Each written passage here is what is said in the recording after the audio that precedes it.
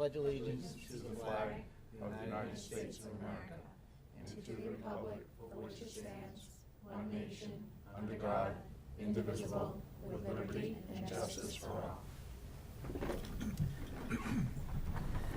This meeting is being televised by Chelmsford Telemedia. Is there anyone else present that plans to record?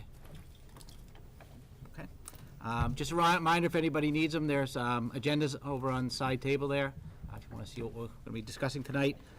Before we start, I just wanted to point out to the members that are here, I did put into your folder a list of agenda items. I know I've been trying to update, or do my best to update the list online. The superintendent's been working on it also, so hopefully that will be up and running. But just so you know what we're working off of in terms of setting the agenda for this meeting and for future meetings. In case you have any questions, if it's something that's not on there that you want to add on there, or something you mentioned before that I forgot, just let me know that, and we'll just make sure to put that on the list. Okay. All right, so the first item up, business tonight is approval of the minutes from our last meeting on September 18th.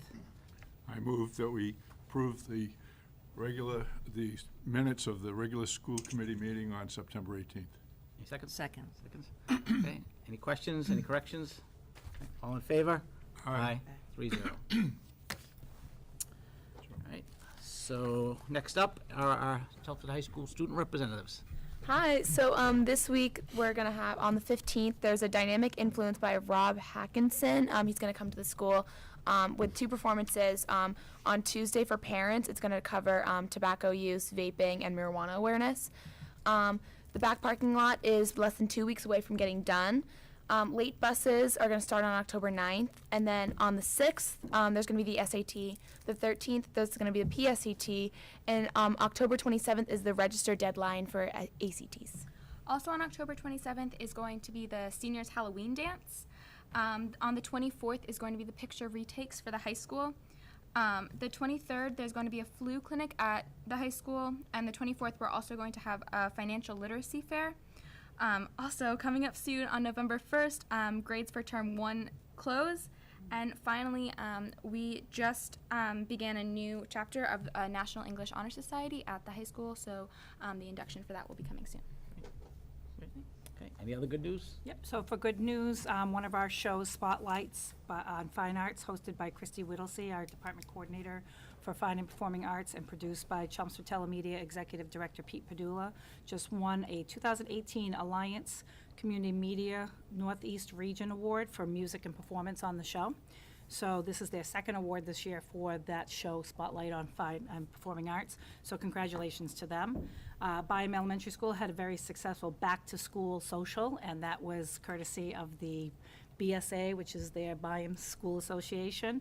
And they are also enjoying their new playground, very much so, including Principal Fredette, who keeps doing a lot of demonstrations for the students. So I think he's having more fun than the students at this point.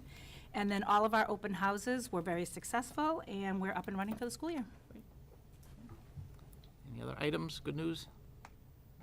Great.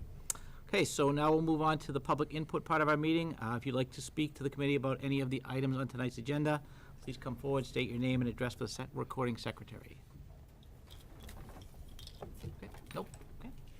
All right, so moving on to new business. Great. First on the agenda this evening, I'd like to invite Principal Murray from Chelmsford High School up. And I know he has some staff and students that I'll allow him to introduce.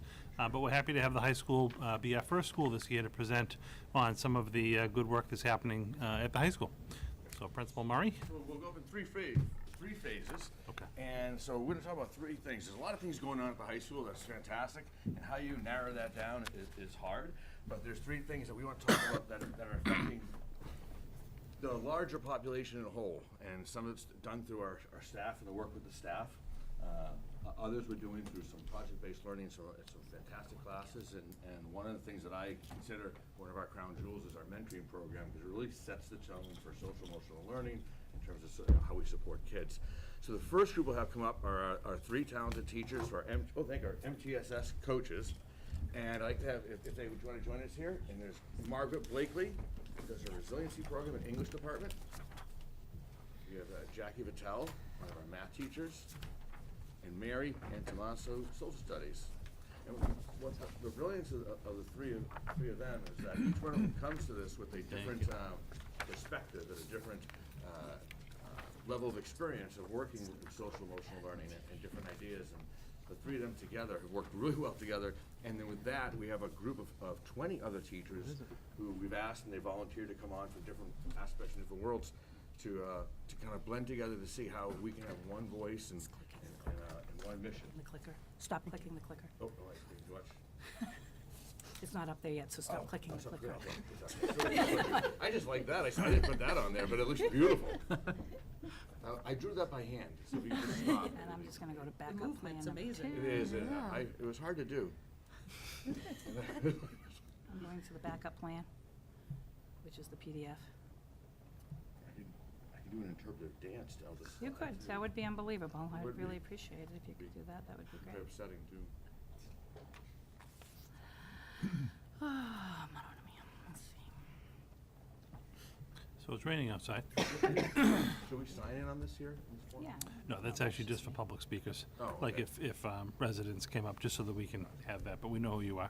All right. We know where to find you. I think Linda signed it just to. I did, I Oh, was did she? just, I was sitting there, it was available, that's what This happens. doesn't go well on Jeff Parks.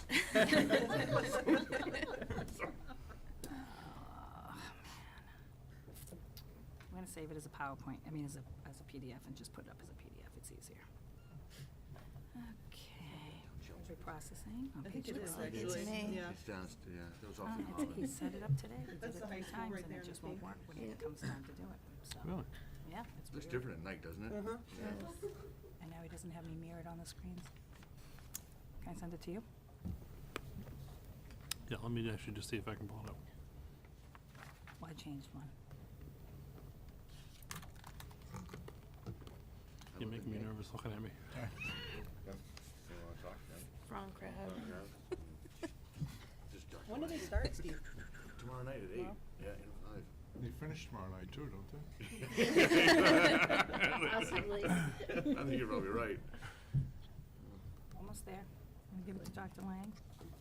I'm gonna send you the PDF. It works out well for me. The Sorry more you about this. take, less I have to do for There bedtime you go. for the kids when I get home. There you go. It's a win-win. Do you have it? Linda, now you're making me nervous. Give me a second. Doesn't like you to stare at him, I guess. Huh? We tested it 3 times today, so this is an enigma. Yeah, I'm on. Imagine you're a teacher in a classroom trying to do a lesson. I know. It happens every day. So while we're waiting, so these things you developed on your own, or is this part of a system like PBIS or something like that? No, we Okay, developed these we're on up, our own. and we're ready to go. Oh, there you go. All right. All right, so we're gonna look at some social emotional learning, some project-based learning, and then briefly touch upon some of the additional initiatives. Should I move this a little closer? It's my- Yeah, just make sure you're actually talking to the mic, and I'm gonna have to help you because you're on my computer, so I'm Oh. gonna forward the slides for you. You just give me Oh, a I nod. don't have to keep pushing this? No. That's a bonus. If you Exactly. That's probably what caused the problem in the first place. So social emotional learning, we'll, on the next, so if you want to go to the next slide, we'll talk about here, and I'll turn this over to our coaches, and our coaches, as I said, have been working with our team. There's about 20 teachers and administrators, and then thus going forward with our PD work with our staff and as a whole. So I'll turn it over here. Hey, so I'm Margaret. I'm actually messier now, even though I've been Blakely for so long. So I go by I both. said Blakely. That's okay. And I teach English at the high school, and also I run the resiliency program at the high school. So this is something that I'm really passionate about. So this year, what we've created is some school-wide positive behavior expectations, because we have a lot of systems already in support to help the students emotionally, socially, and we want to kind of promote positive behaviors in them that we can support and intervene on and cultivate. And we chose these because it was things that teachers had brought up consistently, and also things which we hope, if we develop the positive behaviors now, will promote not only success in high school, but success in skills that they'll need after high school. So it's kind of a positive behavior intervention that we're putting into place. So I'm going to cover the first one, which is positive cell phone use. So what we've done is, because teachers use cell phones to varying degrees within their own classrooms, Kahoot, other research tools are used on the cell phones, we didn't want to have a policy where it was cell phones are always away. So we developed a common language, which was the green, yellow, and red system, so that students could transition from classroom to classroom where there are different expectations for cell phones, yet always have a common language. So for example, when I start class, it might be a red time because I'm having students respond to something, have a group discussion, or I'm giving instruction. Then I could transition to yellow time, where they're on their phone for a specific purpose, a Kahoot or something else. And then the green time I don't think is used in classrooms a great deal, but an example of a green time would be plus block. So the students have free time just to kind of decompress, and that's green time where they can be using their phones appropriately for whatever they need to do. So this way, if there's a teacher who has a policy where they never need cell phones and they never use cell phones, they just always have red time. So that a student doesn't say, well, you know, Mr. So-and-so lets me use my phone and Miss So-and-so doesn't. We can have the policy where, well, that must have been a yellow time in that class, but it's a red time in this class. And I think that the more we use it, the less resistance that we're finding, and it's becoming a common language. Of course, it takes years to really get these things to take hold, but so far, so good on that one. And another thing that I think is going really well is when classes are going on, the hallways is always a red time. So if teachers are out and about and they see students on phones during a time they're supposed to be in class, they say something, and it's the expectation of teachers that students leave their phones either away or in their bags. When they leave to go to the bathroom, they're not like, oh, I know it's red time, but let me grab my phone so I can go wander in the hall and text my friends. And we're hoping that that will not only promote more time in class, but it will decrease kids meeting up with each other and wandering when they should really be focused. So that's the first one.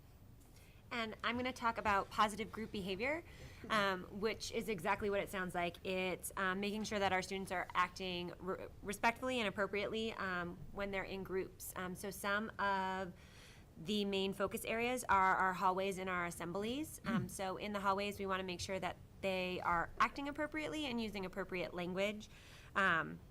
So no swearing, no screaming, no throwing things, keeping them their hands to themselves, and making sure that they're moving along. And in assemblies, treating the speaker with respect, so cell phones are away, they're not chatting with one another, and they're paying attention. And the teachers are just there to encourage that. So we're out in the hallways, making sure that they're following what is expected of them. And like Margaret had said, with promoting both in the high school and after high school, we're hoping that this behavior will follow them. And help them learn that not only are they responsible for their own actions, but they can be grouped in with the actions of those that they are with. So to make sure that they're aware of what their friends are doing and keeping their friends in line as well. And the third and final one is punctuality, and I mean, that is what it sounds like. We're encouraging students to get to class on time, and that marries well with particularly cell phone usage, because if the kids aren't wandering around in the hallway looking on their cell phones, they're more likely to come into class on time. We're also encouraging teachers, particularly at the beginning of the day, to start class and close the doors right at 7:19, not to wait for other students who are maybe straggling behind in the hallway, to use every possible minute of class time. We're really encouraging the concept of going from bell to bell so that students are able to get a positive benefit out of each minute of class time. I think that's important, because I think the longer we wait starting our lesson for students, it's nice that you're being courteous for the late ones to come in, but then some kids would take advantage of that, and you get later and later, and as Mary was saying, you lose some class time.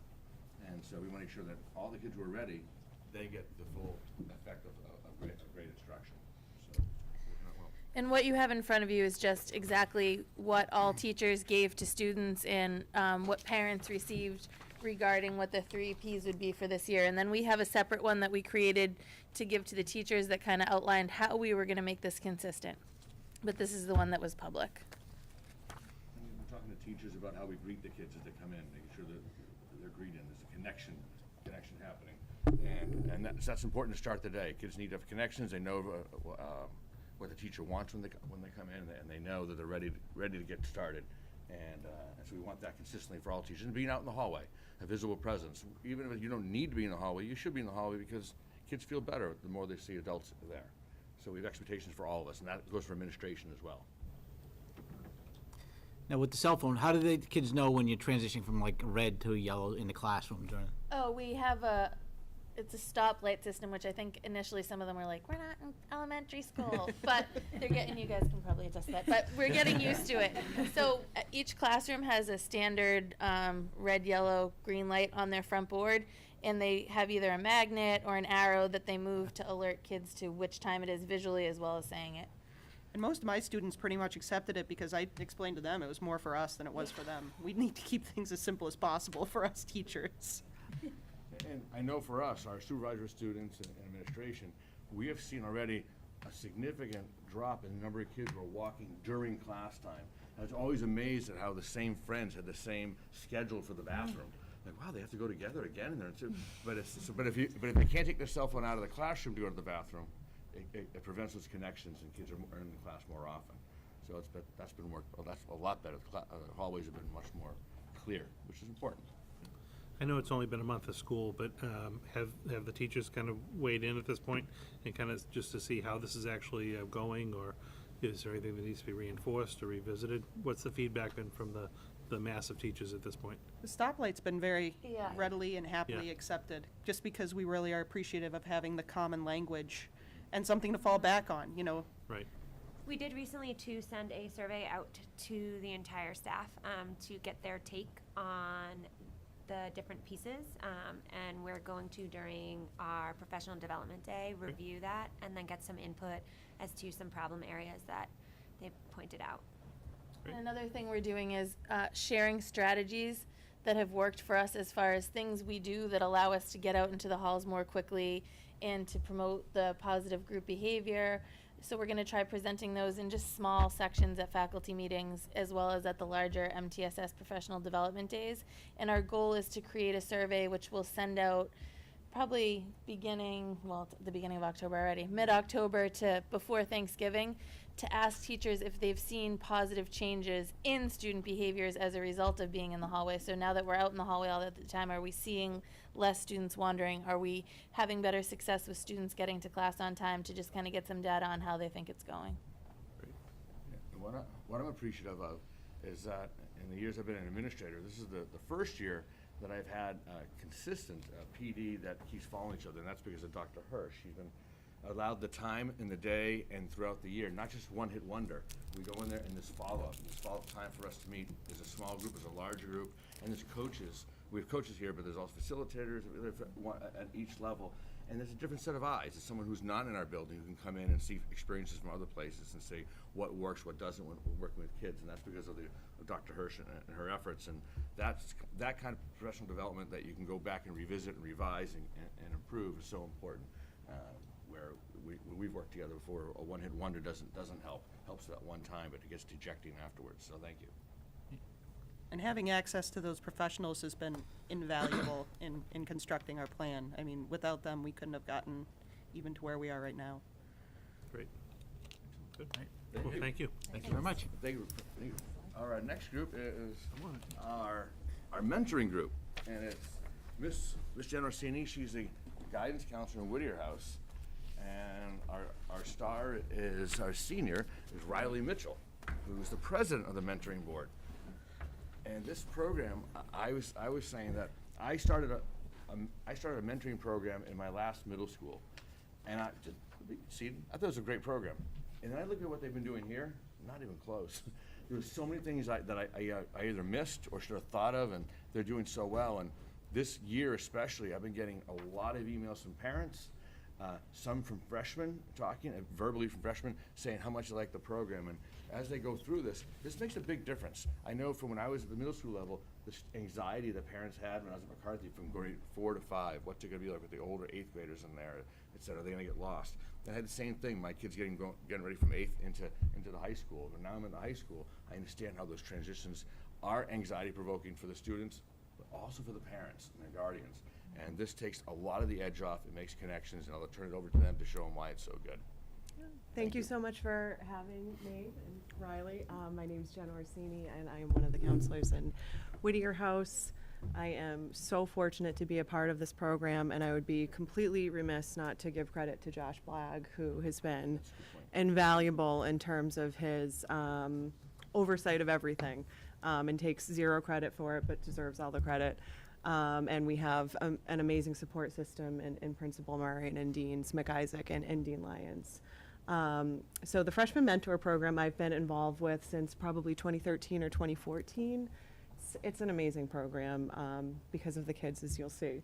It consists of about 200, give or take, previously vetted juniors and seniors who want to give back to the community while also building leadership skills. And they are sort of paired, Riley will talk about this in a moment, but they're paired essentially on a 2-to-1 or a 1-to-1 basis with an incoming freshman starting in June. So at Move Up Day, when the students from Parker and McCarthy come on up to the high school and it's a little bit of mass chaos, they've had some exposure, they meet their mentor at that point, and sort of go through, the span of a normal day and a variety of things at that point. We also have, if you could just go back to the last slide, I'm sorry. I thought you winked at me. That's okay. Thank you. The Student Executive Board, and that consists of our president, Riley Mitchell, vice president is Lauren Pratt, our secretary is Krista Kabeka, and then we have 5 members at large. Carly Robinson, Beth Nickerson, Hannah Meyerson, Spencer Gump, and Phoebe Camara. And if you know any of those students, you know that I literally have the easiest job of any activity advisor that there is. They put in countless hours over the summer, in the spring leading up to the summer, in the spring leading up to Move Up Day, and planning freshman first day and throughout the year. We also have about 30 faculty members, teachers, guidance counselors who are very actively involved in the program and who meet with mentors on a monthly basis to sort of review whatever topic might be the topic that mentors speak to their mentees about in plus blocks. So that's sort of the format of it. They meet in plus blocks once a month and go over sort of a variety of things that Riley will tell you about. And they meet with them to go over those themes, but also to potentially troubleshoot concerns. If a student is particularly concerned about something that his mentee said or something sort of not jiving, that's a really good opportunity to connect with an adult who's a trusted adult and is familiar with the program. Next slide, please. There you go. Thank you. So that said, the purpose of it, it's a twofold purpose. So it's to provide a positive introduction and sort of a smooth transition to the high school from 8th grade through creating an ongoing, supportive, and healthy relationship with either a junior or a senior in the building who's been someone who's deemed as an appropriate fit to sort of be paired with this freshman. And as Steve was just saying, as Principal Murray was saying, it's really meant to reduce sort of the natural anxiety that even the grittiest and most resilient 8th grader is going to feel coming into a high school. I still get nervous on the first day of school, so we get it. And we want for the parents to sort of take comfort in knowing about this program as well. I think that one of the best things about the program is that while it does that for an 8th grader into a 9th grader, it also really promotes leadership and growth in our students who are involved in it. Whether they're a mentor, whether they are part of the board, everyone is giving back, and they are all students to whom someone looks up. And mentors run both Freshman Move Up Day, as we spoke about in June, Freshman First Day, which I cannot say enough about in terms of 9th graders saying, I'm so glad I had one day in the building with no one else, so I knew where I was going, I didn't feel silly asking questions. No one teased me and said, it's next to the pool or anything like that. It's a really helpful day that the board puts together, and also through the monthly plus walk visits that we were talking about. Next slide, please. Gotcha. And just some pictures. These are sort of over the years. The top picture, everyone just happens to be wearing green. Those were Whittier House mentors that were running a panel at Move Up Day. The middle picture, we've got some people training for Move Up Day. And then on the bottom, this is like one of my favorite things about the program. We have some freshmen who have been through essentially a full year of school, who are rising leaders and who run a panel with the 8th graders to sort of answer questions, let them know what to expect, tell them that there is no pool, all of that, let them know about Plus Block, sort of the rotating schedule and all of that. So the 8th graders feel as though they have some esoteric information before coming into the school. And Riley sort of created an awesome way of pairing eighth graders or ninth graders with upperclassmen, and she's going to tell you about that. So this year was the first year we did an electronic survey that we had both the mentors and the incoming freshmen take, asking questions like favorite subject, what sport they want to play, activities, etc. And we paired mentees and mentors based on their similar interests, so that way there's already a connection, slight connection from the beginning. But each mentor is in the same house as their mentee, so they do have the same dean, and they could possibly have the same guidance counselor. And this year, we have different activities that the mentors will accompany their mentees with. So the mentors went to the Student Activities Fair just this past couple weeks ago. And they were making sure that they were focused and getting good insight from the different activity leaders and advisors. They're going to run organizational workshops for the mentees, so making sure their backpack is organized when you get to the middle of the year, folders are organized, there's not paper stuck in the bottom of your bag. They're going to make goals, both the mentors and the mentees are going to make goals for this year that we're going to revisit at the end of the year and see if we achieve them and with enough time that you can still achieve them. And we're going to offer insight about mid-year exams, Spirit Week, different activities during the year. And our very last meeting is just going to be a little reflection party. So there will be food and drinks, so we'll have fun with them throughout the year. Fruit and water. And we have some exciting things that we've sort of been talking about as a group, things that we want to, keep incorporating and sort of continue to evolve. So we have spoken to Maura Dua-Samoa and Matt Dibble of the health department in terms of pairing with a no student eats lunch alone type initiative. So we're going to be meeting with them and sort of figuring out a way to make that succeed. We also are kicking around the idea of some potential joined community service projects, whether it be one day, whether it be on a weekend, we're not sure, but it's in the works. And we talk about this a lot in the school counseling department. What about these students who might be sophomores, juniors, seniors, but are coming into the school, not on September 1st, from a different district where everything is done differently? They meet with us and we follow up with them, but we have this program anyways. Why don't we try to incorporate the mentor program into those students' lives so that they feel as though they're set up for success and that they have a home at Chelmsford High School? I love about the program is that it's really focusing on kids, and when you see kids eating by themselves, that's upsetting. It's upsetting for a number of reasons. Some kids choose to for various reasons, but other times they're alone for reasons that aren't as healthy as productive, and they're focusing on that. And that's just wonderful. And I like the pairing of the kid. That makes I didn't do that in my last district, but the pairing makes a big difference to making sure you can reach the goals you're setting for, and the goals for the rest of the year, and especially for the organization piece. That is so important for freshmen coming in, what's happening in organization as the year goes on. And what I really loved about this year is I got a lot of calls this summer about this program. And one of the calls I received, this woman called, she said, I've had so many questions about the freshman program, and they're so professional. Your teacher got back to me immediately and was so pleasant. I was so happy. And I said, who's the teacher? I like to forward that information. So, her name is Miss Mitchell. Said, okay, that's a senior. And it just shows she's a real go-getter, and they have their own mission of what they want to do, and it's going to get done. And I think it makes a big difference for kids coming into the building as a good step for the next 4 years of their life. So thank you to both for all the work you put in. Thanks. I have one question, if you don't mind. I remember a couple of years back, Dean Blagg and others from the high school came forward to actually ask us to alter that start of school schedule so that first day could really be dedicated to the incoming ninth graders, working with the mentors. Can you just talk a little bit about kind of what a difference that made, as opposed to what the schedule used to be, trying to have everyone come on the same day? I cannot say enough about it. I hope that it exists forever.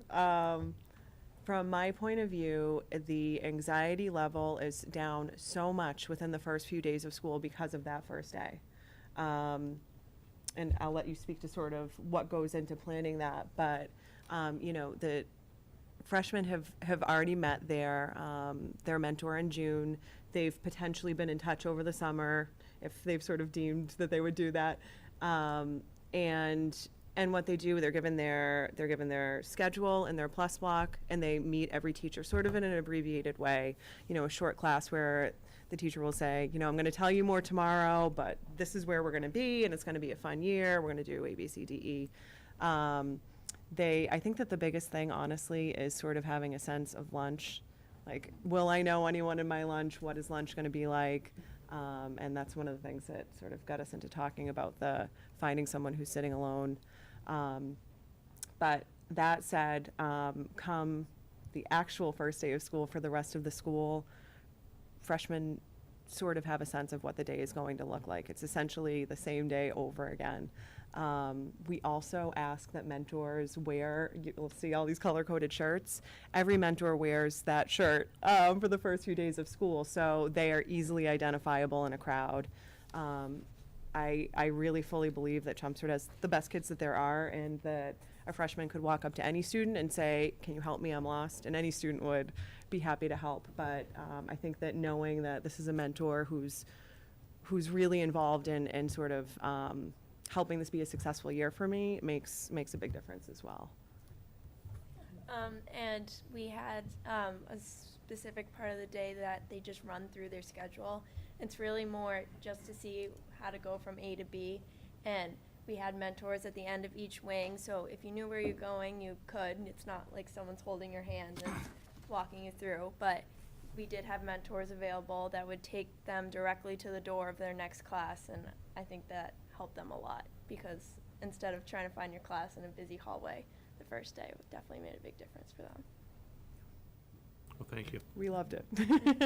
Thank you. Thank you very much. Yeah, sounds like a great program. Thank you. Thank you so much.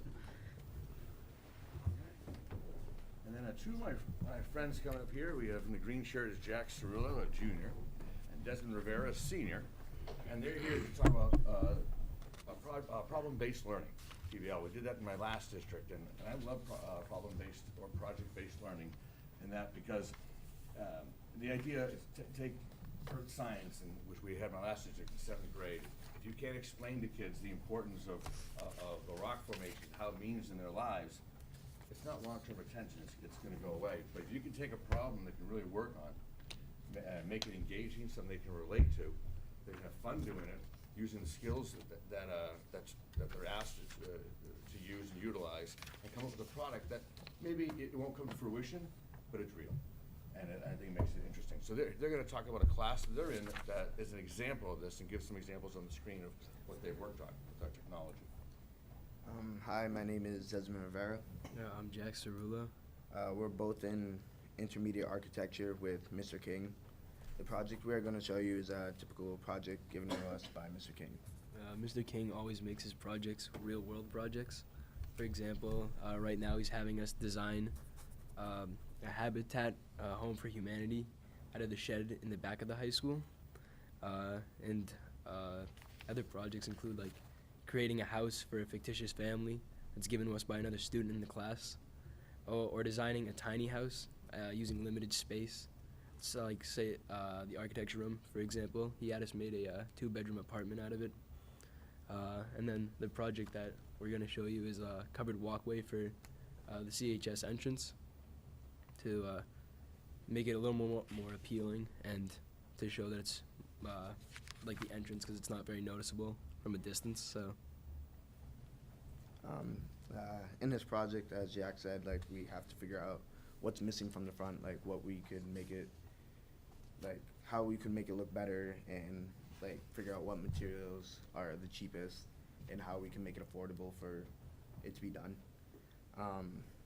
We also learn how to like explain like the research, how to explain measuring, sketching, drawing on Vectorworks, which is the program we use for all of our building after we figure out in a notebook and how we want to like have it designed.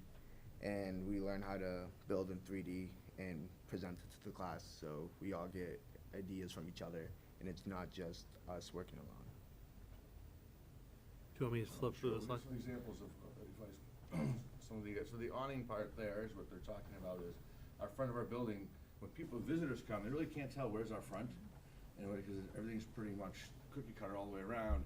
And the other one, a complaint I got, what I received when I first started here, is that is the longest walk when it's raining and it's cold. And they said, it's brutal. And so they said, can we do anything to make it attractive? And so Mr. King heard that, and he incorporated that into the curriculum, so the kids can use the Vectorworks and the software to come up with some idea solutions for this. And this will be on the capital improvement. Yeah. As long as it's not attached, it's fine. Do you want me just to kind of flip through them? Flip through it. Okay. Just the different designs. And that's Jack's. There it is. That's nice. Glass. That shouldn't be too expensive. And then,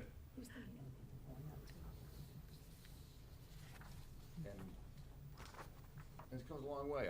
If I was in their class when I was in school, I'd be utilizing Legos. But right now, they're using some things that they're really using in life beyond here, and that's the skills that's important. And as they're covering the skills and creating something that could be meaningful. Also in this class, we learn how to, like, in the future, if we're to, like, hopefully we all buy a house, like, if we want to add something onto the house, we can, like, design it ourselves, so we don't have someone designing it for us, and maybe we don't like the design they have. So we can present, like, them a design, and hopefully they could do it for us. And, like, if you want to, like, build a deck or something, and you could want to do it yourself, like, we learn things in this class. And also, like, one of the other classes, furniture construction, you can learn stuff in there that could help you. And yeah, it's just really helpful for not only in school solving problems, and like you take most of these lessons you learn in Mr. King's room with you for the rest of your life. So I really enjoy the class. And Is his class, is this a 1-year class or 2-year class? it's well, you could take it, there's 3 different levels. There's Okay. the first one, introduction to, yeah, I don't know the whole name, I'm not but sure. there's an introduction class, intermediate, which me and Jack are in, and then there's an advanced one. And the advanced one, I believe they are building a college dorm. Oh. I'm not entirely sure. Okay. I speak to my friend who's in that class, and he's like designing a coffee shop on the bottom, and like other things for like the college students to do. Okay. Now he's gonna work on like the college like inside dorms. And yeah, Cool. it sounds fun, in my opinion. So I And wish I could do what it. year are you two? I'm a junior. I'm a senior. Junior, senior, okay. Yeah, it is a full year class. It's helpful in my opinion. I recommend everyone to try it out. So Great. yeah. Would be these something you'd be interested in pursuing, like after, when you go to college, something in? Yes, I'm going for civil engineering, which is basically the same thing, Yep. but much more. And it's just like my first year of this class, I wasn't sure like what I wanted to do after high school, but this class really like grabbed my attention. So now I know what I want to do, and I'm most likely going to UMass Lowell for Great. this. Great. You too, Jack? Not really sure like yet, but it has helped narrow down the options for what I want to do in life. Cause I took it my freshman year, and like freshman year I didn't have like any clue. Right. That kind of narrowed it down in choices of what I want to do in life. So Some days I don't have any clue either. Well, thank you very Yeah, much. thank you very much, that's great. Just a little bit more Oh, I'm slide. sorry. It's all right. Hey, one more. We have a lot more stuff going on. There's other things such as that. I know down in, they created a 3D skull in there to use in science classes. They're expensive to buy those, the new ones, and you just don't find them. And so they created 3D skull in science, so you can use it in other classes. We have some other teachers who are going around testing. Last year testing our water fountains and bathrooms to see what's the cleanliness and what do you call germs, et cetera, and how to connect to their curriculum. And the kids were very excited by that. I wasn't excited by the results, but overall it was it was very, very good. We also, as you know, we have dual enrollment is going on. We just started this year, and there's 5 courses. We hope to expand that. The ultimate goal would be to have an opportunity for someone coming in as a freshman to leave the high school with at least an associate's. And then definitely, if you don't do the associates, at least you have other classes that can count at the college level. And what a great savings that is because college is, is getting more expensive. Dr. Hirsch and I are working to bring a world language exchange program where we had some small steps recently. We had some really dynamic teachers, Miss Gadbois and Miss Marin Chagnon. They're taking some kids. They went last year to Quebec. This year they're going to France. And we have several Spanish teachers who are now taking kids to Spain. And this is our steps to get into this. And we want to eventually get back to an exchange program because it is, that's the phrase, it's a global society. And we used to have a big exchange program many years ago. Now we'd like to bring it back. Edgenuity, online learning, that's been phenomenal in terms of, we've been doing that we started for summer school this year, so the kids can do online courses at their pace within a certain time period, and as a person can help them. Edgenuity is a really an easy program in terms of manipulating and using, but it has all these different classes the kids would need. Our coordinators go in and they kind of modify it to what our kids here in Chelmsford are studying. And then we have check-ins, and you can see how kids are working. You can see when they sign on, how long they signed on for, and the work they've been doing, and so it's great. We're going to use it for night school as well. One of the problems we've had at night school is trying to find teachers, and it's been very hard to find teachers at night school, and this could help us out tremendously on that. It has scaffolding in there for students who probably might struggle in one area or might need more assistance, and so there are things for kids of different ability levels, and then we're also using it for credit recovery. When kids are out for extended illnesses on time, it's tough to find a tutor, or you try to find a chemistry tutor. That's hard. And so we have Ingenuity could help us out with that. And then we did an ALICE training like the rest of the district in our last PD day, and it was received very well. It brought up a lot of questions, and people had some insights on how we can do some things differently. And it's been, we put out a survey, and there's 141 responses came back. You don't always get 141, and 141 meaty ones in there. And so we're going through that. We had some follow-up this past Monday, and there's some things that we can do locally within our own building and how we operate. There's things that we're going to talk about at a larger level as a district we can do, and then there'll be things beyond that as a town. But it's a great first step and an additional step. An additional step in keeping our kids safe and changing as times have changed our protocols, and that's really, thanks Central Office for really pushing this forward. It's the right thing to do at the right time. So those are some of the others. We have so much more going on, but those are some of the highlights. Thank you. Any questions in general? I know we're in here with some teachers last year in terms of they were trying to set up an internship program for certain kids. Did that get off the ground? How did that go? It did. It was slow. Scott Robillard, he worked so hard this past summer, and so he has 6 kids he has placed out in different businesses. And so far the kids are liking it, and it's kind of business met with Mr. Robillard, and he said, these are businesses that are willing to take kids. What is your interest? And the idea is if the student is not ready to go into education after school, they can see what this vocation could be and what it entails. And maybe even if they are going to school afterwards, there's some skills they might learn in that job that can help direct them in terms of what they want to pursue. So if we want to expand it, 5 or 6, I think we're going to have to talk to some other groups in town to get some more businesses involved, more diverse, some doctors and some other offices. Nissan helped us out last year, and so it's been great. A lot of work. So I really give Scott Robillard a lot of credit. He put a lot of time in the summer, and it just shows the heart he has for the kids that he's had for the years. So thank you for asking about that. Any other questions? Oh. No? Yeah. I just want to say thank you for your time. It's great. It's great to come up here and talk about some wonderful things that are going on in there. And I know you have a busy schedule and a large agenda. But taking the time for us to come talk to you and meet some of my friends here, it means a lot to me. So thank you very much, all of you. Thank you. Thank you, Steve. Thank you, guys.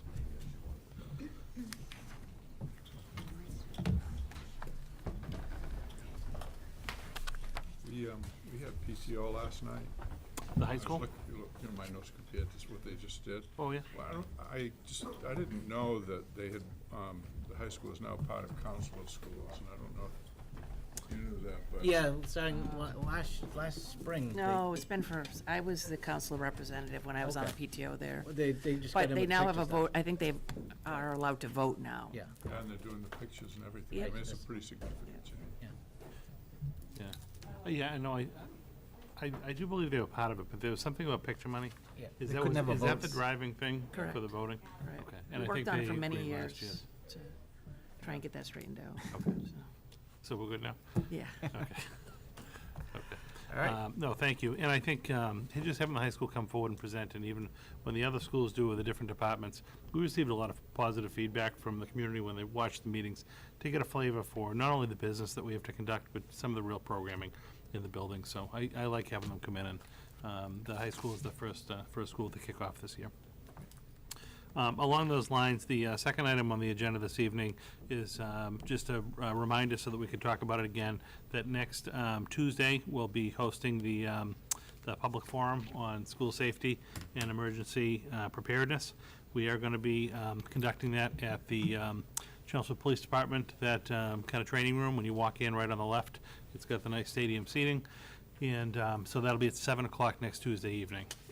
Linda had put together a couple of different blurbs and pictures for that, so we're going to start pushing that out a little heavier this week, social media-wise, and we'll have some connected messages going home.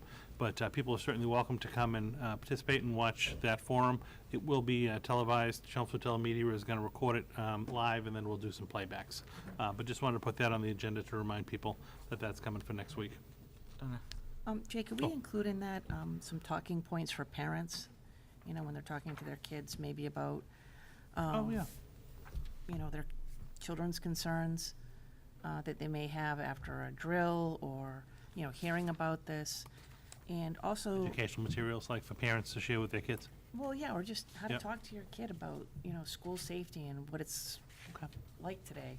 And then the other thing would be, sometimes we have incidences during the school year in which there may be a threat that's not deemed credible. Mm-hmm. But, you know, kids are very anxious. And so, you know, what can parents do? How can they talk to their kids about this? And what resources are available to kids in the schools to be able to go in, you know, express some of their concerns? Okay. I can make sure we cover that in the slides. Yep. Yeah. What's the format going to be? Is it gonna be like a presentation and then a question and answer type? Yeah, I Okay. figured just to kind of frame the talk, Yeah. because I didn't want to have people just kind of come and just open it up for like questions Right. without doing a kind of little overview. So I had planned to just do a little talk about kind of what got us to where we are, as far as a little review of the emergency plans, how we adopted Alice, the training that the staff has taken. Kelly Rogers, who's been kind of leading that group for us, will probably come and do a little PowerPoint presentation, just talking again about what the teachers and staff saw that day. Chief Spinney and some of his staff will be there also for questions, but I'm envisioning about a 20, 25-minute kind of overview of just what the district is actually doing, what we're currently doing, and what our next steps are, so that people have a sense of even like what questions to ask. And then we'll open up for questions and just have a question and answer kind of general discussion. But I thought it would be helpful to kind of frame the issue. You know, what we've done in the past, what we're doing now, and then what's planned already for going ahead. Great. So Al, anything? hopefully we get some clientele. Great.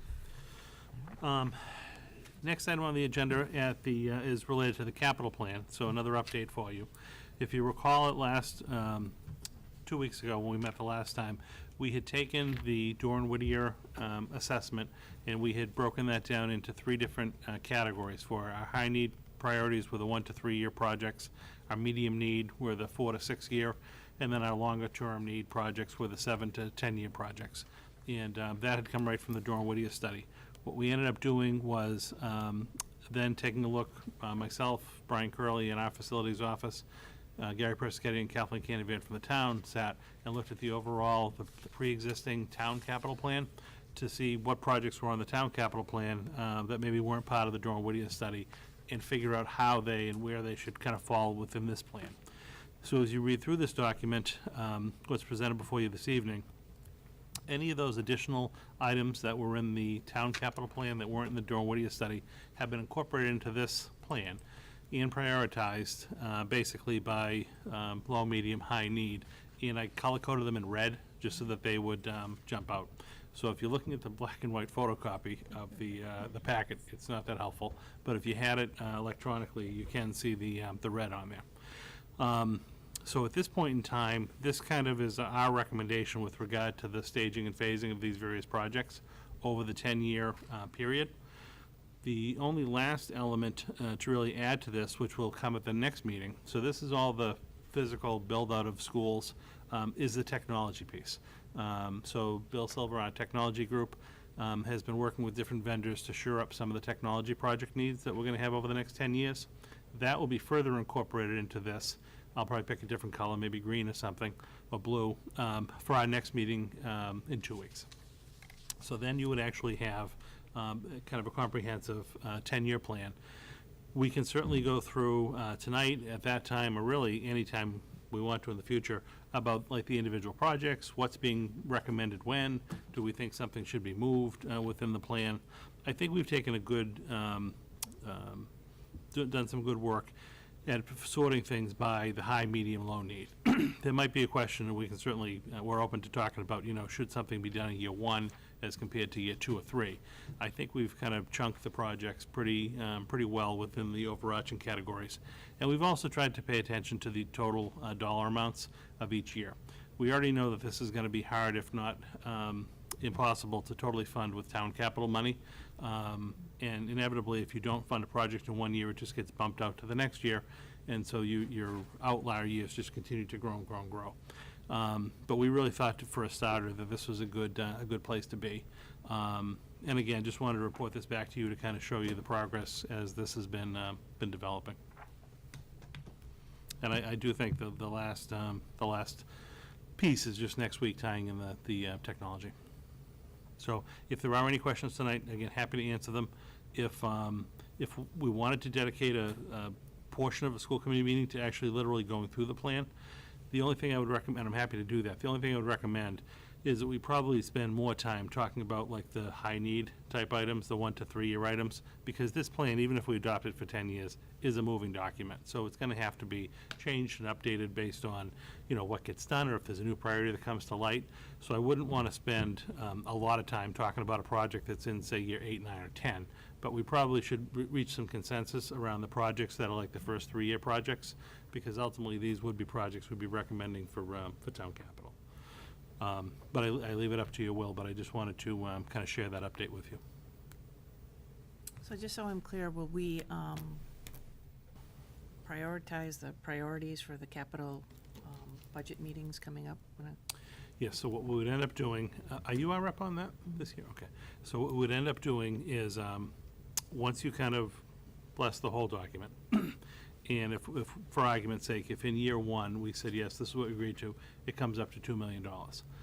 We then, before we would have our capital meeting, which would probably, usually happens in early December for the schools, we would then probably spend some time at the 2 November meetings prioritizing that list of that $2 million projects to submit to capital.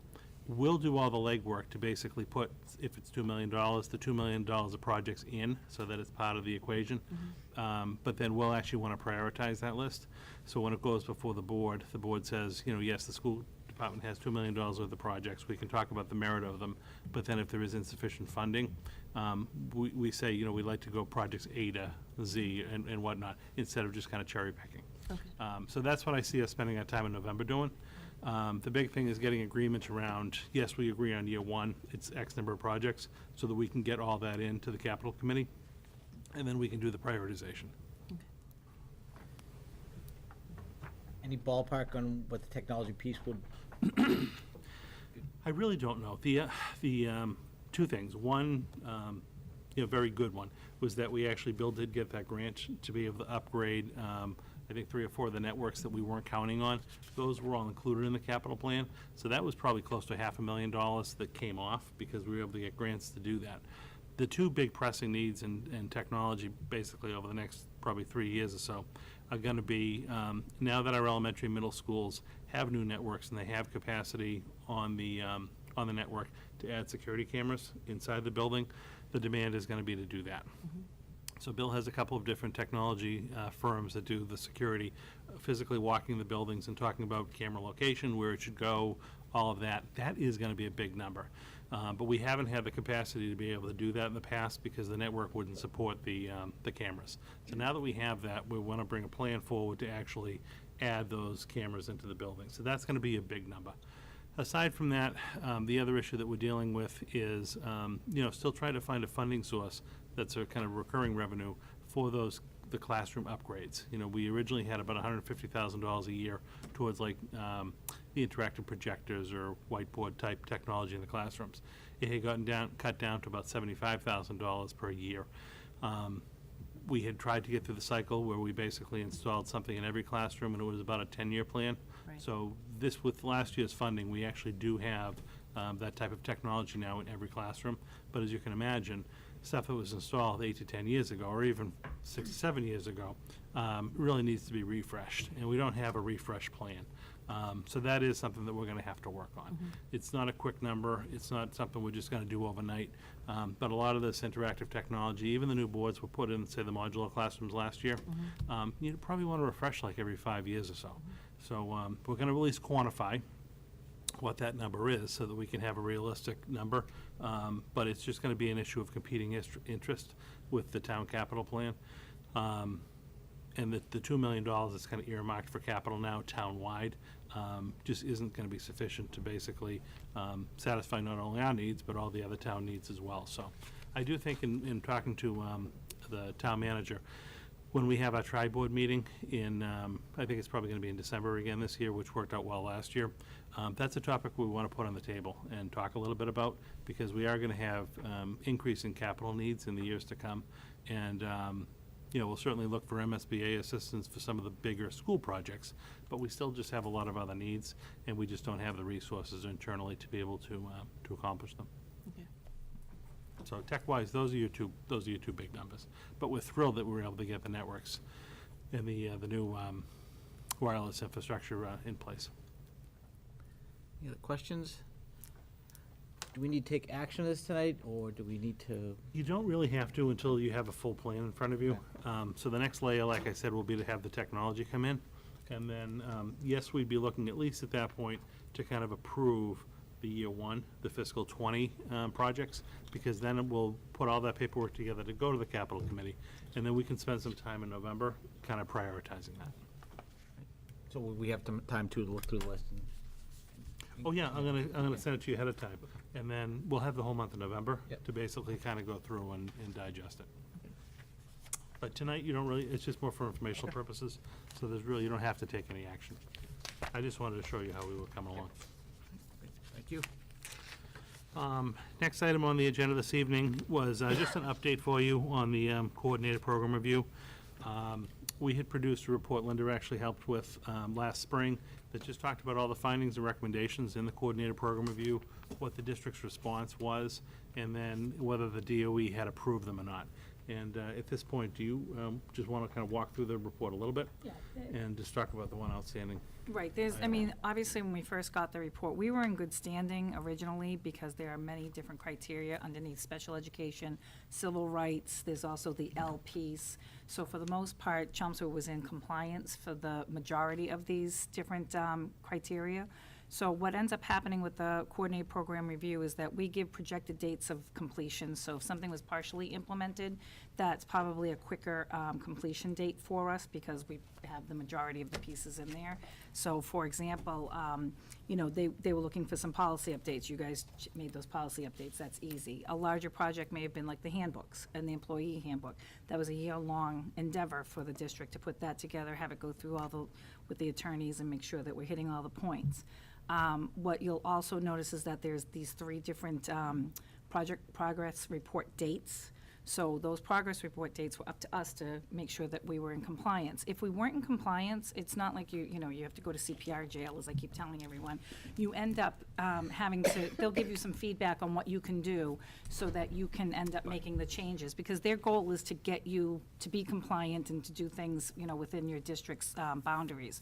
So we ended up on a few of those progress report dates, they were adjusted for us. So at this point, there's only one outstanding item, and it's under L. And that is just, there is this 3-pronged test that we have to do to make sure that we're supporting our L students and to make sure that our teachers have been educated in this. We have done that part, but we're just missing one other component, and we've worked with DESE. So by the 31st of October, we will have that final one completed. and maybe even beforehand. So that's the one that's highlighted in yellow for you. So all of our pieces for the CPR report are completed at this point. So we did get out of CPR jail at some point. We want to be out of jail. Yeah, we want to be out of jail. So, I mean, it's good, because there was some things that we wanted to do, like we wanted handbooks, we wanted a faculty handbook. This kind of, gives you a little push along the way to help you get to that point. And in general, Chelmsford tends to do very well with the CPR. We don't have a lot of major snafus when it comes to compliance. And they're, obviously they're for a purpose, to make sure that we're supporting all of our students. We just thought it was timely because we talked about this last spring to give you an update. Again, we'd love to come and say everything's 100% done, but this is another one of those ones that's been kind of like lingering around throughout the summer and fall. We're down to just that one element, which we do think will be resolved by the end of October. But just as the school year was starting, in case people were wondering what was happening, just wanted to provide this update. So once we do get the last one finalized and approved by DOE, we'll just provide a little note to you, just so that you know that. Any questions? Once this end part's done, when do we restart the process again? So we get a break for a while, I assume. So they came in 16, Yeah, well, right? the problem is this, it used to be, it was wonderful because it was a 5-year process, so you were kind of free for 5 years, and then they came back again. They're talking about, I don't know if they've decided affirmatively, but they've talked about actually, instead of doing the entire review every 5 years, breaking it into pieces. So doing like a special ed review 1 year, doing an ELL review another. So it's gonna be like a slow and steady death as opposed to, It so is. just Well, like it's every 5 repetitive years. too. That's the other It's part. just- Like it's some a of the lot of things work. overlap. So Yeah. you put in a policy for one thing, it actually falls into 3 other categories. So you just have to really try not to deal with the redundancy of it. But again, that's how, because certain people are viewing the different parts. So you'll have somebody that has the expertise in L reviewing that, so they may not see the policy sitting in maybe perhaps for civil rights for students. Right, so we're still waiting for feedback, but normally I would say it's a 5-year cycle, so we'd be off for a couple of years, and then we would do it again. I just don't know if they're gonna change it up, and then if we might have to do like a piece, well, I don't think it's gonna happen this year, we'll probably be off for at least a year or two. But then we might actually have to do one of the 3 pieces again, 3 or 4 years from now. And who does the reviews? Desi? It's Department of Ed, yeah, they have a whole team that comes out to work on that. Yes, I do. Are you doing a review right now? No. But it's a whole group. It's all about even different requirements, so that's why we put in the additional health piece, because that's now a state requirement. If in 2 years, 3 years, something else comes along, we're gonna have to make those On the adjustments in our graduation program. date. Graduation Being date. Too far away from the end of the school We year. had to change that, make sure that Yeah. we're in compliance, that our seniors are not out prior to the 12 days before the last day of school. It's a lot of math. There's a lot of math involved going on. And explaining that to the community, plus the approval that has to come from the school committee as well. So it's a slow burn. But, no, we did very well, Yeah. and it's just another one of those compliance type tasks, but we've gotten through it. And again, I know people from time to time will ask, but just want you to know we're on top of it, and we'll get that last one resolved as well. Next item was just item number 5. This is the fiscal 19 Valley Collaborative Credit.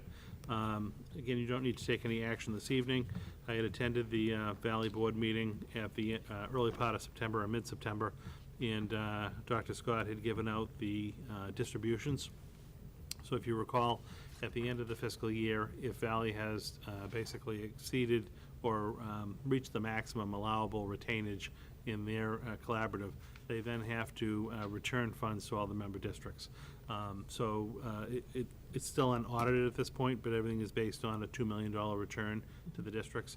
And you can see the second page, this was the chart that they distributed, just shows how the $2 million is apportioned to the various member districts based on how much we actually paid to the collaborative in tuitions during the fiscal 18 year. So we're set to receive $549,502. We were close when we set the budget for 19. We had just estimated $550,000. So, that is good news. It's another, $1.5 million that are gonna be taking it as a credit this year again. Joanna in the special ed office will work to handle that financially with all our invoicing. As part of our fiscal 19 budget that we're in right now, we did use $200,912 as kind of that settling figure, and that was a revenue offset to the budget. So we have just shy of $348,000. That's technically unallocated at this point. That will either help with budget over the course of the year, or could be used for reserve, could be used for an expenditure at the committee's will. But again, it's early in the fiscal year. We're just ending the first quarter at this point. I wouldn't really recommend doing anything until after at least the second quarter. But just wanted to let you know that the money, in fact, is coming through. And that is the allocation that we're going to be receiving. So, just to keep you in the loop.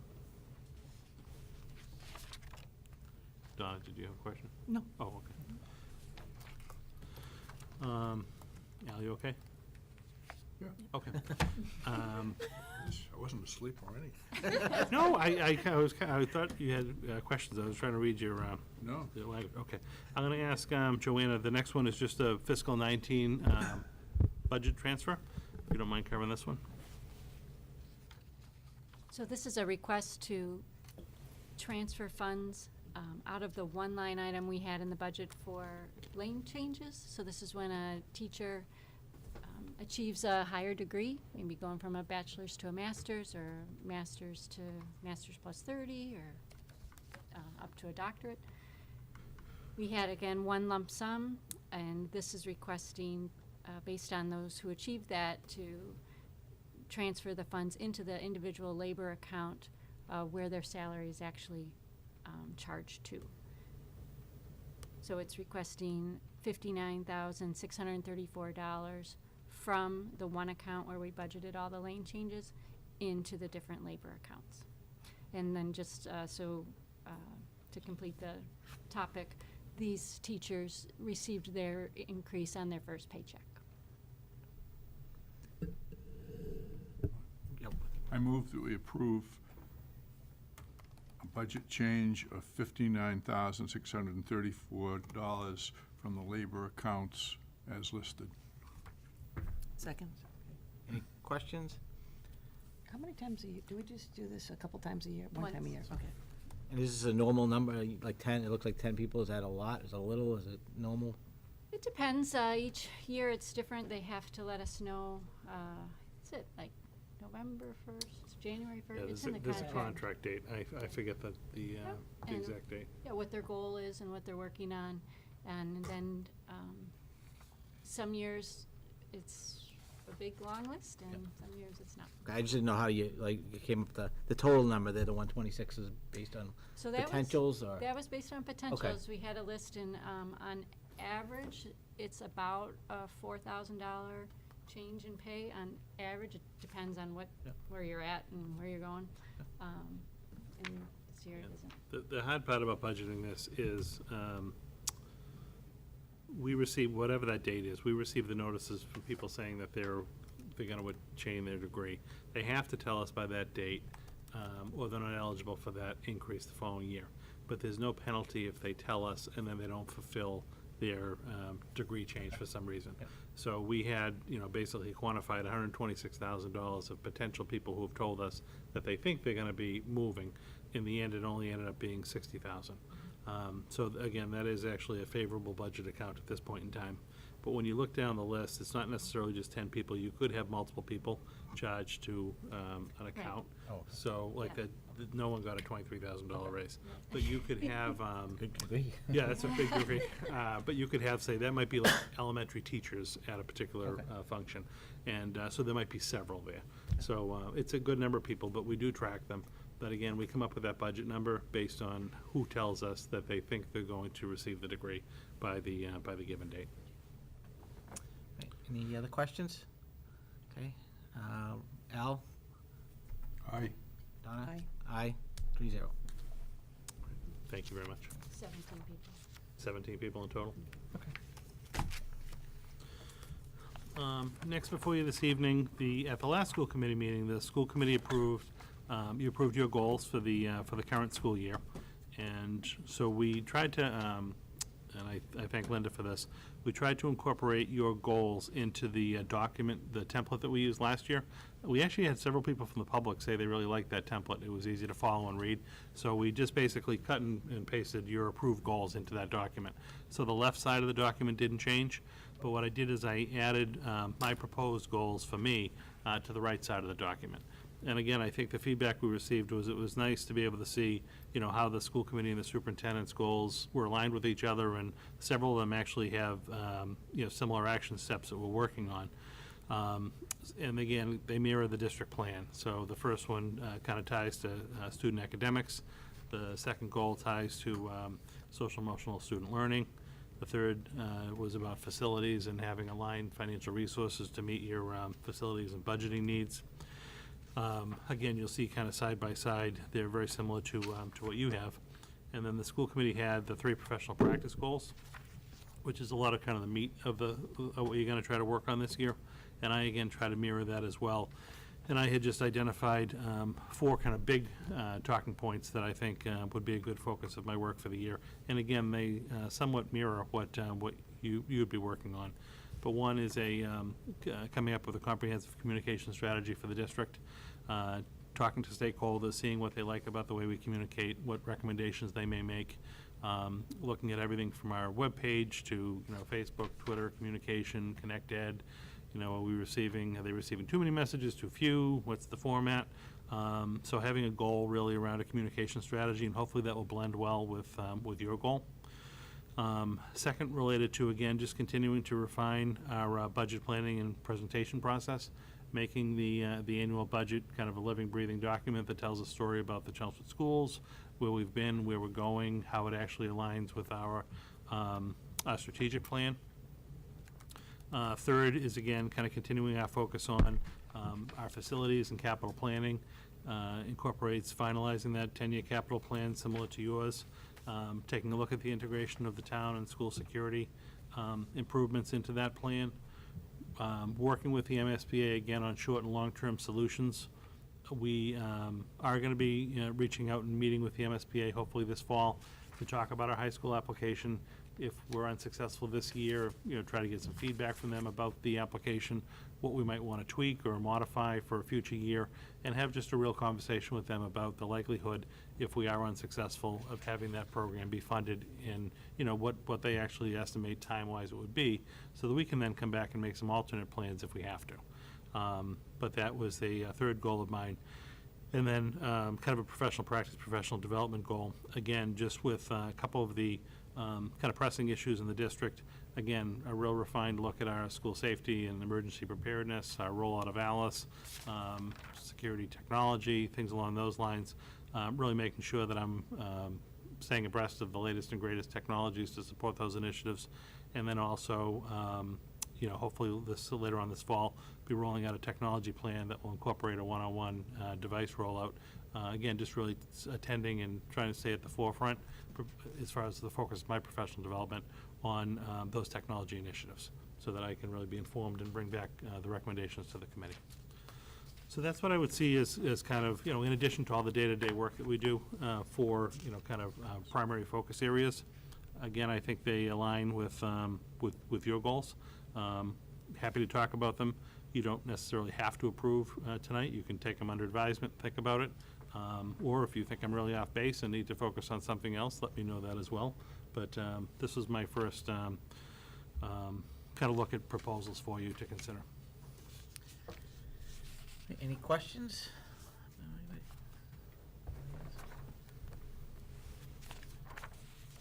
No, so, but these would be things we could look at the end of the year when we start to do eval, in terms of people looking for Yeah. measurables. Yeah, or these would be things we could say, or you could come back to. I mean, this would be a lot of what my evaluation would be based on. So this would be like my roadmap for the year.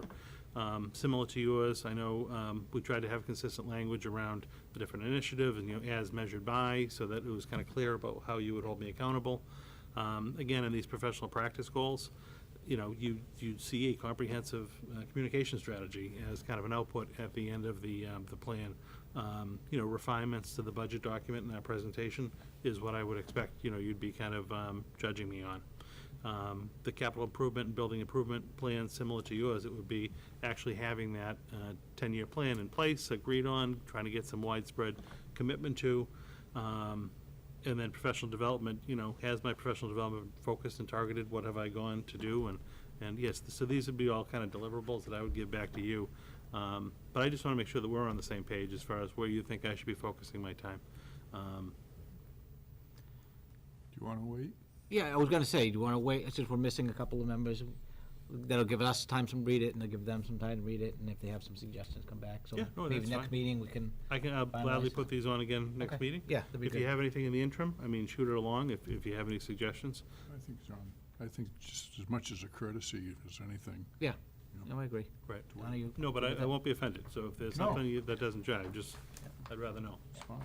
No, I would prefer that we wait so that everybody can have a look at it, but then I think once we approve these, I think the school committee's next step needs to be a follow-up to our discussion from earlier this year around the evaluation process, so that we're all on the same page about how we're going to go about doing that, this year. What exactly, what is that we're going to be looking for? We know that there's obviously some contractual language that we have to adhere to, but, MASC also has some recommendations about things that we can do or that we should be taking a look at, and I would rather do it now than at the time of your evaluation. Right. This gives some meat to that discussion, too. Yes. Yeah. Yeah. So, okay. All right, so we'll wait till next meeting and, we'll approve them. Yeah, no, I'm fine with that. Yeah, Okay, that works great. good. Okay.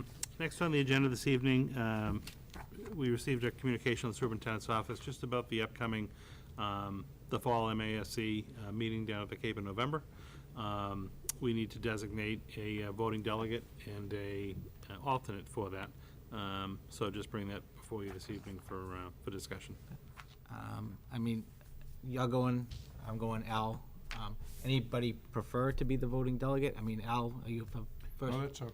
Your first choice is? I'll be alternate. Okay, all right. I would prefer you, Dennis. Okay, Yeah. I'll take that on then. At least it's Friday this year. Last year was Wednesday, and nobody could get there on Wednesday, so I think it's a lot better, in terms of getting more people there, too. So, We haven't gotten the resolutions for adoption yet, We have did not. no, As soon as we get them, I'll put them on the agenda for you. And I'm hoping it has to come at the next meeting, because we basically meet on Tuesday and we're down there Wednesday. Yeah. So, I think there's a draft one. I don't know if it's either real ones or not in here. oh, I didn't get the new ones. Maybe. I'm not sure. I have to reach out to Mike Gilbert this week anyway to follow up on 2 of the policy recommendations, so I will ask him if you'd Yeah. like. You just check with them Yeah, in I'll terms find of the intent. Sometimes with all of these proposals, they're written one way. I don't know if and these are read it last the year's other. resolutions or this year's resolutions. Okay, good. No, I think, Can't tell. I don't So know. maybe we could check with Mike to see. I think And then you those- have these legislative action ones. I'll find out All for right, sure. find out, I'll yeah. find out for sure. Yeah. If I get them, I'll email them to you ahead of time, but then Yeah. we'll put them on our next agenda. Okay. Sounds good. So I would say we would need a vote to appoint Dennis to serve as the delegate and Al as the alternate. I'll take a motion. So moved. Second. All in favor? Aye. Oh, this is really efficient. Take one. Yeah, 1, 2, 3. Right on- There's right on no the horn. arguing about that either, No. which is good. Next item on the agenda this evening, just the personnel report. Again, list of all of our new hires, and we had a lot of activity. This just shows a lot of the hiring that takes place and the onboarding of personnel over the summer. But these are our new hires at all the different schools in the district. A couple of resignations that occurred. Lastly, a couple of, we had one retirement, and then we had some people switch positions within the district. So just a nice tracking document to show you some of the comings and goings of the district. No action required, just sending along for information purposes. Happy to answer any questions if you have any. And a quick observation, it looks like there are more men in the paraprofessional positions than sometimes. I didn't honestly look at that. It doesn't matter, but I think it's a good thing if it is happening. Yeah. Now, do we have open positions we're still trying to fill, other than ones that we're still posting? No, I mean, like all of our full professional staff are on board. Inevitably, we're always looking for like a paraprofessionals based on student needs and things like that. Oftentimes what happens at this point in the year is if a position like that is open, the schools will tap someone from the day-to-day sub-pool. And if someone from the sub-pool really works out well, oftentimes they'll work into those paraprofessional jobs. But no, teaching admin, we're fine except for the SEL position. That the repost closes on Thursday, so we'll start actually looking at candidates next week on that. I have that on my little to-do list to give you an update, but no, I think we're actually in really good shape. How about the paras for center school, the kindergarten, are they still in the hiring process? Yeah, you know, I actually spoke with Diana this morning about that. We were talking about something else, but no, she had a really good response to that posting. They interviewed staff on Monday, and we were looking for 4. We were looking for 2 to help out in the morning and then 2 to help out in the afternoon. And she said she really has 5 or 6 fantastic candidates. So she's doing reference checks. She's just waiting for people to get back, but is planning on pulling the trigger before the end of the week to have people start next Tuesday when we come back from Columbus Day. So then they were very impressed. I know that Diana and the teachers with the caliber of applicants, and I think that's going to work out well. I do have one question. I mean, I noticed that we are hiring a lot of paraprofessionals. Are we providing some kind of training, or is it on-the-job training? But is there any formal training that the paraprofessionals have to go through, or ongoing professional development? Because it does look like it's a fairly transient job. Yeah, so I mean, all the paraprofessionals are part of our professional development. The only day that they do not have to report would be on the full day, PD day, but a lot of their PD is very specific to what is it like for, working with these students as the direct line. So they'll be working with the BCBAs a lot. They'll be providing a lot of their PD. They do have the opportunity to take some coursework based on their contract. So they would apply for courses, which is more like workshops rather than courses per se, and it's a small pool of money, but we'll provide them with the support that they need. So it usually is school specific, and a lot of it has to do with like the BCBA and then the academic piece. We have them join us in the academic parts if they're working with students one-on-one like that. Okay, great. Thank Depends you. on their role. We're good, all right. Number 10 on the agenda this evening, just a few updates to some ongoing projects and initiatives in the district. First couple just pertain to parking lots, which has been a hot topic. But if you've gone by the back of the high school out near the football field, the top had gone down about 3 or 4 weeks ago, and we're just waiting for time to have it be striped. So I've learned a lot about pavement that I didn't ever think I was going to have to learn. You have to give the paving a few weeks for the oil to be able to come up and settle so that you can actually then stripe the tops.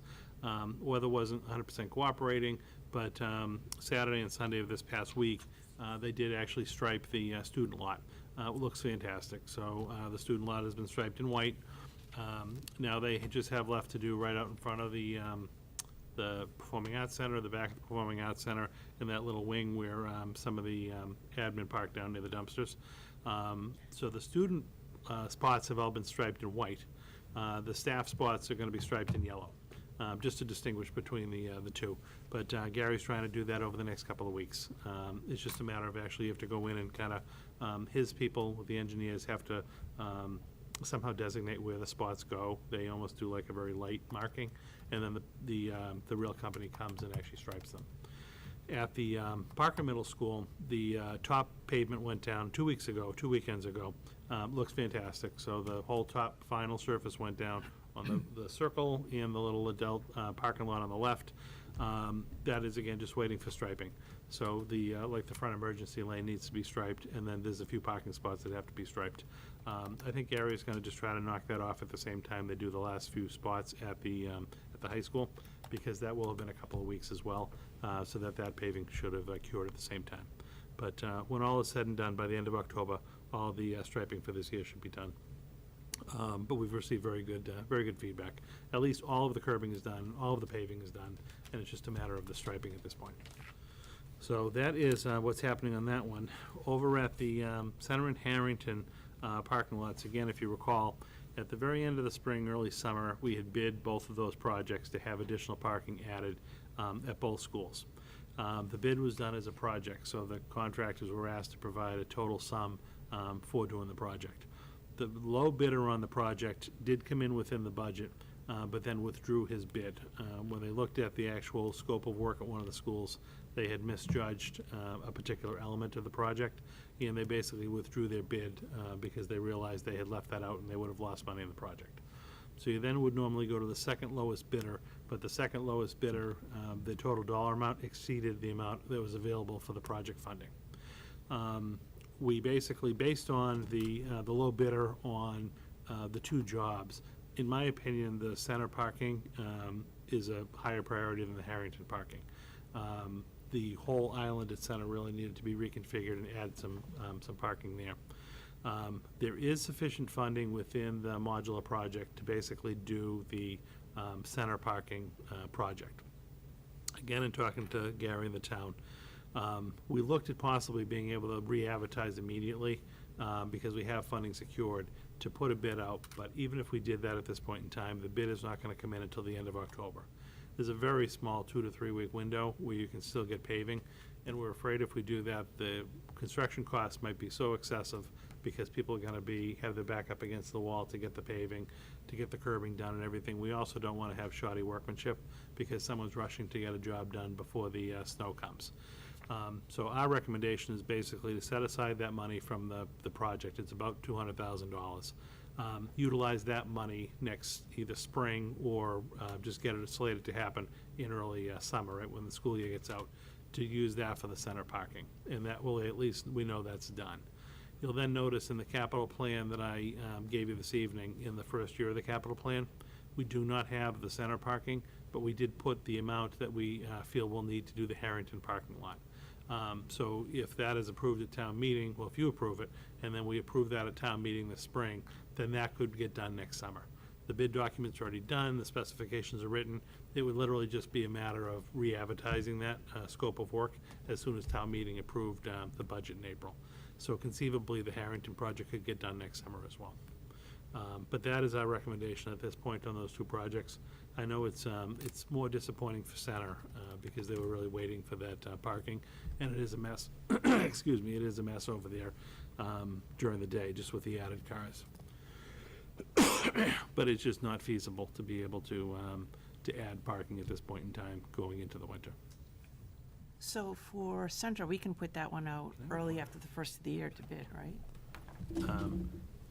Yeah, it wouldn't really make sense to put it out now. Right. But the bid spec is prepared. It would probably go out around February vacation. Okay. To then, it's about a 3-week lead time. You'd have an award sometime in March, and then we just have to decide, is that something that we want to do in the spring, or do we want to just wait until June? So maybe we should wait and see how bad of a winter we have to kind of figure out how late we'd be out.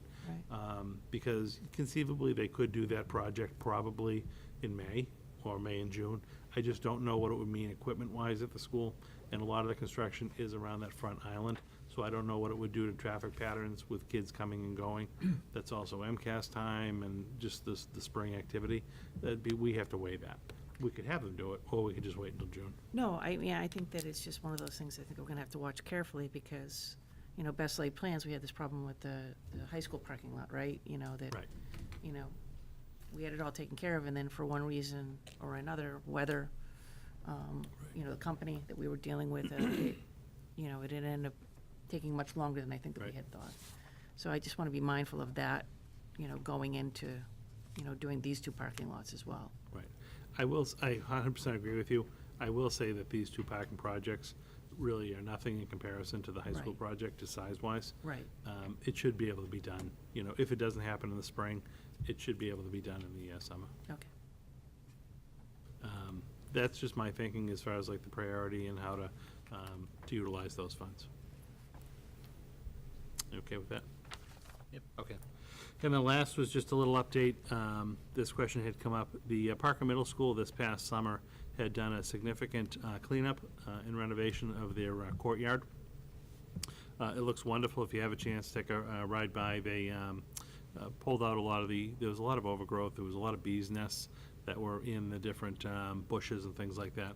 So they totally cleaned that out. They made some different educational kind of outdoor classroom spaces. It looks really good. when the project was all done right before I had to go into school, we did get a notice from the Conservation Commission. They were just concerned about there's a little stream that runs underneath the building, if the stream is impacted at all by the cleaning. So they had come out to take a look at this. The two gentlemen that came out, I think actually really appreciated the work that was done and thought it looked good.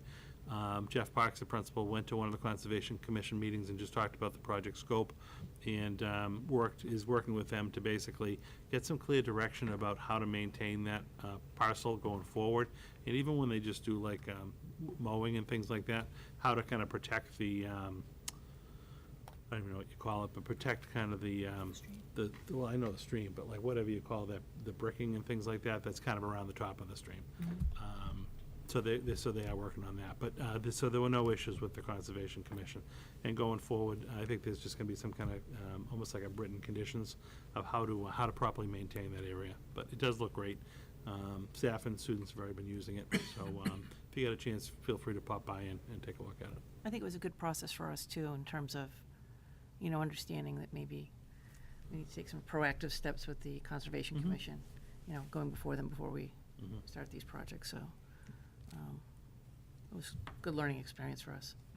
Yeah, I think sometimes too, you can get into a project and then the project will creep a little bit, and you don't know how much it's creeped until it gets to the end. Yeah. So no, it was good. The Conservation Commission members were excellent to work with, and the space really does look good. So I think it was kind of a win-win for everyone. So we don't need any goats this year. No, the goats did a great job a year ago. They just couldn't. They just couldn't take down some of the overgrowth that was there. They were very good at eating the leaves, but they didn't do some of the other bushes. No slight on the goats, but they played a purpose. And last thing for the evening for me is just one field trip request. The Parker Middle School 7th grade students, classes, to go see a performance of A Christmas Carol in December. But it's at the Palace Theater in Manchester, New Hampshire, which is out of state. So I would just recommend you approve that field trip. I move to approve the Parker Middle School 7th grade trip to the Palace Theater in Manchester to see A Christmas Carol. Second. Okay, any discussion, questions? All in favor? Aye. 3-0. All right, any liaison reports?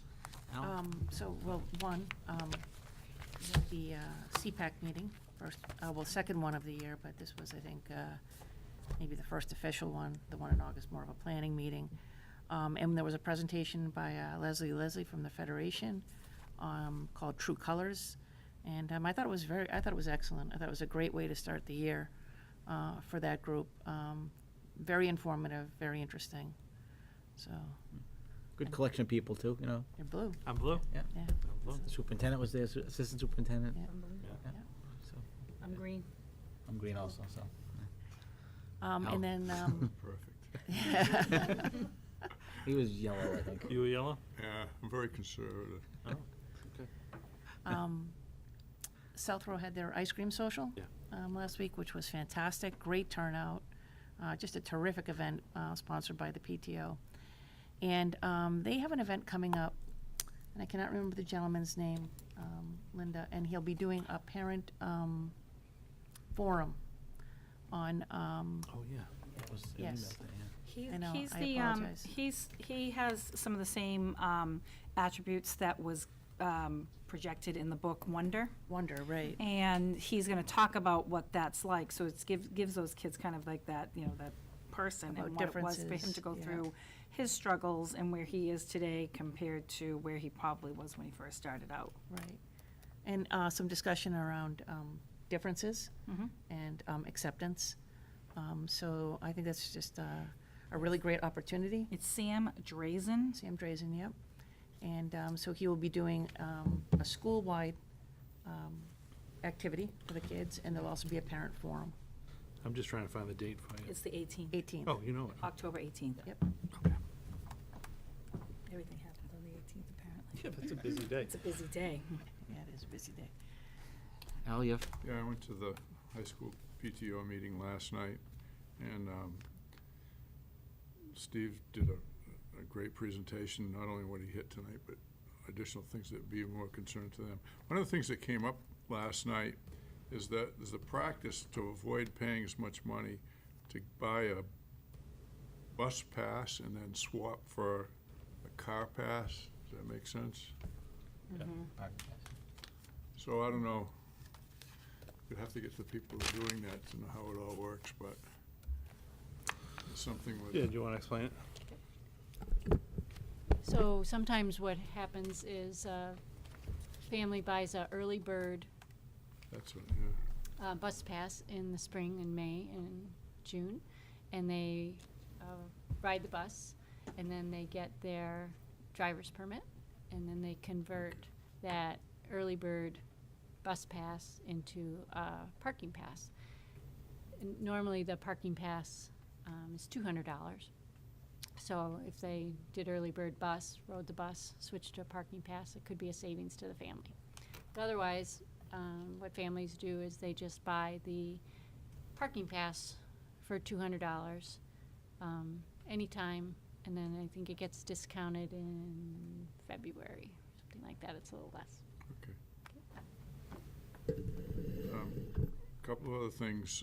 Hannah Barker, that many of you know, has done a series of paintings in the cafeteria that are, just adds to the atmosphere. And so we went on a tour and we saw that, and we also saw the lion that was carved out of the beech tree that by this Felix Wang. And it's really impressive because he had no training. It's just something he just took on as but you get different color, use a blowtorch to, darken the wood, and it's really good. It won't be in the, I guess they want to have it in the lobby, but it won't be there for a while because he doesn't want attachments to the carving itself, so they're going to bolt it somehow from the bottom, which I don't know how that's going to happen, but anyway. I can tell I have a real formal way of taking notes here. I think most of the other things we've hit. But it was well, one of the things, because it's the first meeting, they have at least 2 members that just moved up from the middle schools, and it's an education process because a lot of their focus is on fundraising, and the only fundraising at the high school really is for the after-prom breakfast. But the budget for that is more than I'd forgotten how much it is, but it's I think $12,000 to $15,000 range, something like that. But they really that and teacher appreciation days are the major functions. But it's a good group, and I think they're off to a positive start. I ended going to center school to their PTO. Nancy Antolini presented like she did at Southwell about the food service program, and again, rave reviews. She brought some of the food samples. We got to see them. It looked fabulous, and she also kind of talked a little bit about the breakfast program. So hopefully we can have her in here and explain it because a lot of moving parts, and the parents had a lot of questions about it. But if it's as successful as the lunch program, I think it'd be great. The principal talked about the kindergarten classrooms and how they were going to try to bring in the paraprofessionals, so it's nice to hear that they're in that process. Also talked about the Alice training staff and how that went. The assistant principal, it was nice to Jason. see him and to kind of get some questions about what he was doing, what his role is. So I think it'd be nice if we could have them in at some point just to kind of ask them how it's going and what they see their roles are. The one issue that did come up, parents expressed some concern with some bus issues in terms of buses taking a long time in the morning and the afternoon. A lot of it, I guess, has to do with seating the students, and so the principals and assistant principal are kind of working on that, but it's still a work in progress at this point. It is. I actually, well, it was kind of yesterday. I had a meeting get canceled in the morning, so what better to do than go ride a bus? I jumped on bus 9 from Center because I hadn't been on that one yet, and picked it up at McCarthy, and we went and did the loop. It was actually a substitute bus driver too for the day who did a very good job. We left McCarthy about 3 minutes late, so that wasn't too bad as far as the route was concerned. But the issues that we had is when you're going down North Road, there were several little off streets to the left we had to go down and pick up kids. The kids were excellent on the bus. There were about 50 kids on the bus. They were super. We just had a lot of trouble when you got out of the little curves and you were coming back up to North Road, as far as the traffic is just very tough in the morning. And trying to now have a bus come back out onto a main road is difficult. So we had to come out onto North Road. We just had to wait. We then went down Parkhurst, up, I think, Smith Street, kind of over near the Westlands. We were looping through there for a bit. Again, kids were great.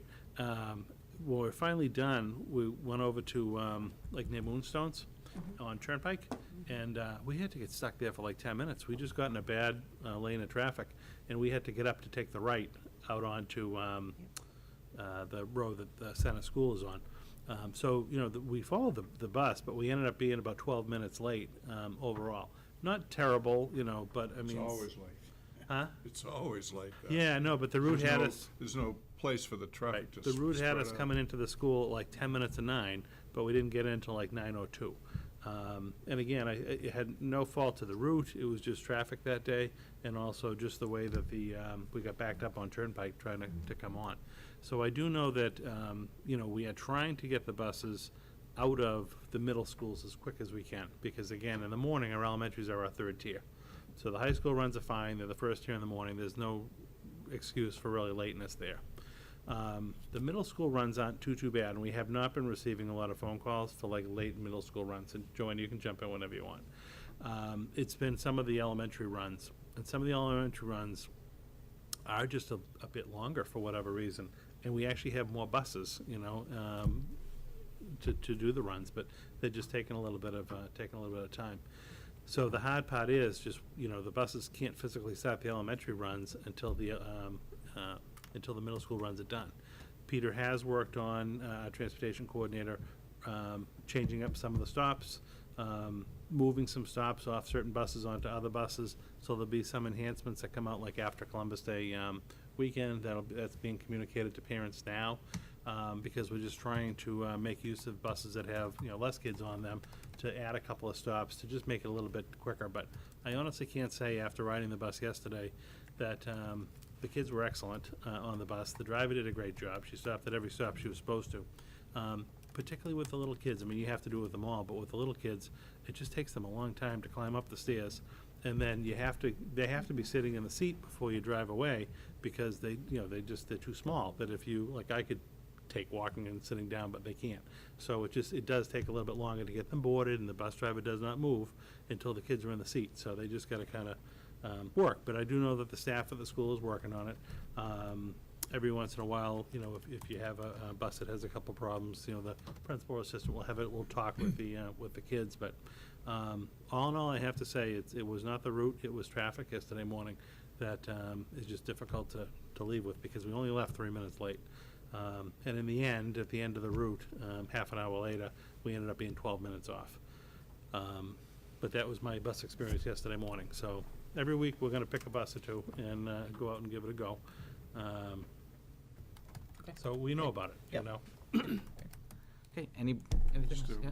I thought of something else. On October 16th, which is Tuesday at 7:30 in the morning, Keith O'Coin, who just retired from 19 years of hockey, is going to speak at Rotary. And I think it'll be really interesting to anybody who wants to stop by. Obviously, the general framework is about hockey, but as most of you know, first of all, he's physically small. He went to Norwich, which is a Division III school, and he wasn't very heavily recruited anywhere. And he went on to play in the American Hockey League as one of their top players. I think he was top scorer one year, and then he played up into the National Hockey League with several teams, and then he retired after playing several years in Europe. So I think that the real interesting thing will be about, you know, how he overcame the challenges that he faced and the experiences that he had in the different venues. So that's the 16th. Al, where is that one? At the Radisson. Radisson. Yeah, in the room where we usually meet. Also, we're going to be starting, for a number of years, we've given out dictionaries to all the third graders. This is Rotary. And so we're starting on Tuesday.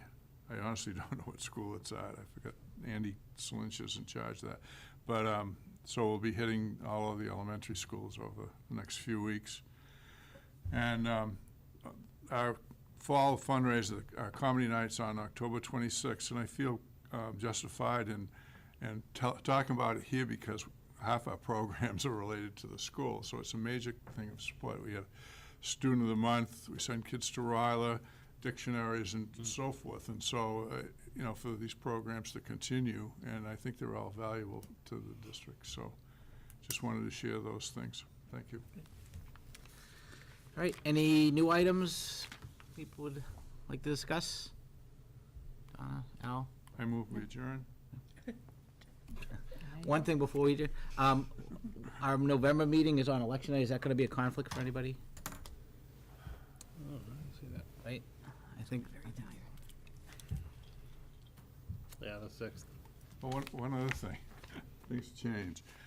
The business department, in conjunction with John Dark, is doing the financial reality check, or whatever you want to call it, program on the 24th. The Rotary helped with that last year. I don't know, because it's the first I heard about it.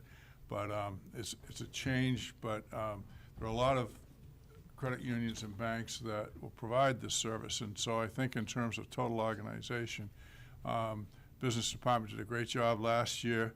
And I think, with the help from the outside, this will help a lot. And the idea is to provide the opportunity primarily to seniors and juniors, and they'll come out of their business classes. So they're not used to doing a 1 hour roughly presentation. They usually do a longer one.